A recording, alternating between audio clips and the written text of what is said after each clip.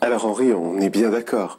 La première approche du traitement de l'incontinence anale, c'est d'abord d'envisager de réguler le transit pour éviter les accidents d'incontinence liés aux selles liquides, faciliter l'évacuation, et puis on sait également et on propose souvent des techniques de rééducation. Alors, de quoi s'agit-il ?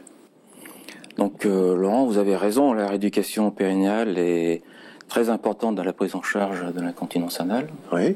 Et en cas d'échec de cette première ligne thérapeutique, médicale, diététique, il est important de savoir penser à la rééducation. Les méthodes sont nombreuses. Il y a des méthodes dites manuelles, des méthodes d'électrostimulation, de biofeedback. Cela dépend des équipes de rééducateurs. Alors, biofeedback, voilà un terme assez bizarre qui nous vient peut-être d'outre-Manche ou d'outre-Atlantique. Ça veut dire quoi ? Oui, le biofeedback est un terme, un anglicisme. Cela veut dire que le sujet peut prendre conscience des mouvements de son périnée, il peut les visualiser sur un écran d'ordinateur et il peut ainsi les corriger, voir les anomalies et le rééducateur lui apprend à corriger ses mouvements. C'est un biofeedback, il a un rétrocontrôle sur les mouvements de son périnée. Il voit ce qu'il fait, parce que effectivement, il y a des muscles qu'on contracte assez facilement parce qu'on les voit se contracter, comme ceux d'un bras par exemple. Ceux de l'anus sont pas toujours faciles à percevoir, et donc ce système permet de le voir en direct. Ouais. Et donc ça, c'est une technique de rééducation. Est-ce que c'est la technique qu'il faut privilégier ou il y a d'autres méthodes ou qu'est-ce que vous conseillez finalement, Henri ? Il n'y a pas de règle absolue. Il y a plusieurs méthodes validées, mais le biofeedback est la méthode probablement la plus efficace. De nombreuses études ont montré son efficacité par rapport aux autres méthodes.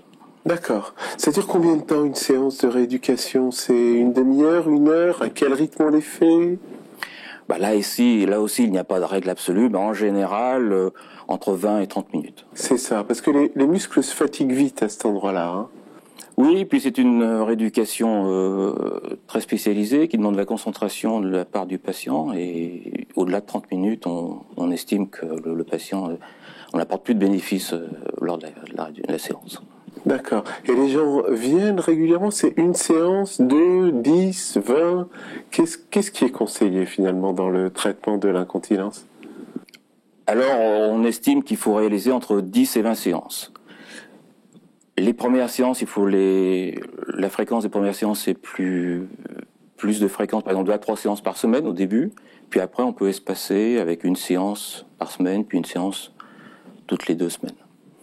Au minimum, pour résumer, au minimum 10 séances. Et c'est bien de faire au moins 20 séances. D'accord. Et qu'est-ce qui fait qu'on arrête ? C'est quand ça va très bien ou quand ça va pas ? Et après combien de séances on estime qu'on ne va pas avoir trop de bénéfices et que c'est peut-être pas la peine de continuer ? Finalement, c'est le rééducateur qui juge s'il faut continuer ou pas. Mais avant 10 séances, il faut persévérer, même s'il n'y a pas d'amélioration. D'accord. On ne peut pas juger vraiment d'efficacité avant 10 séances. Moi, je pense que il n'y a pas de barrière absolue démontrée et validée, mais je pense que il faut retenir cet ordre de grandeur. D'accord. Et il y a des devoirs à la maison entre les séances où finalement les gens vont venir travailler chez le kinésithérapeute ou chez la sage-femme pendant 20 à 30 minutes, 1 à 2 fois par semaine. Est-ce qu'il y a des conseils, il y a des exercices à faire à la maison Qu'est-ce que vous conseillez finalement aux personnes que vous voyez en consultation ou dans le suivi de troubles de l'incontinence ? Alors ça, c'est un point très important, c'est que le rééducateur est plus là pour apprendre à travailler, en fait. Et donc, les devoirs à la maison, le travail à la maison est fondamental.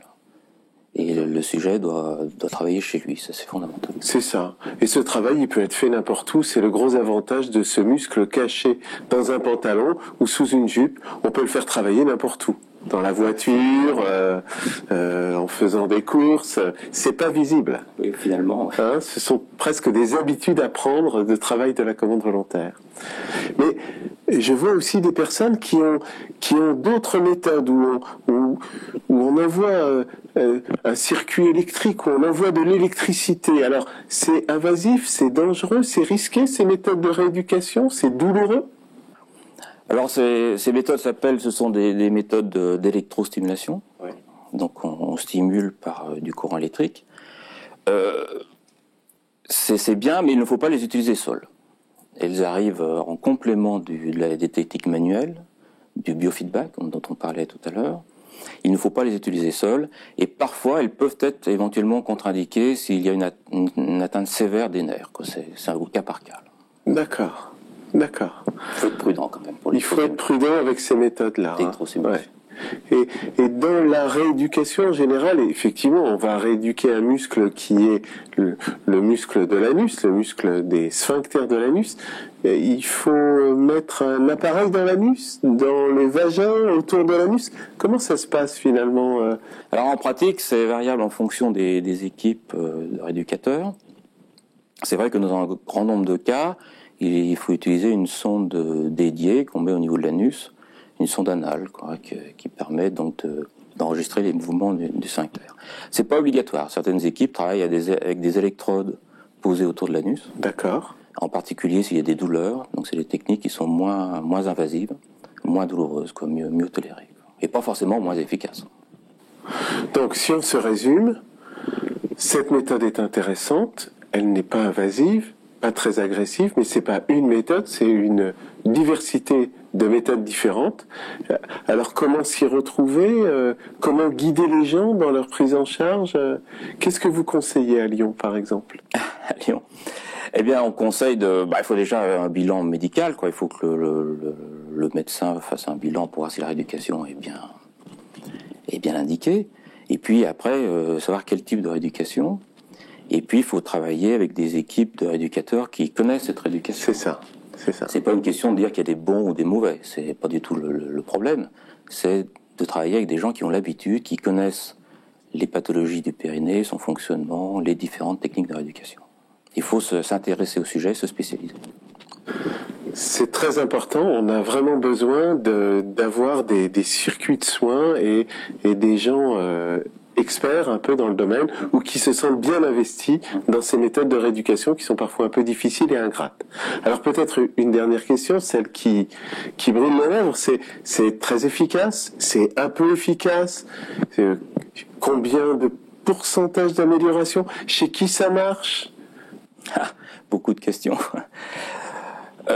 Globalement, on peut attendre un taux d'efficacité de l'ordre de 70 à 80% des cas. D'accord, ok. 70% d'efficacité, c'est-à-dire 2 personnes sur 3 qui finalement au terme de la rééducation vont avoir une amélioration significative. Eh bien, merci beaucoup, monsieur. Merci Laurent. De cet Merci beaucoup. entretien.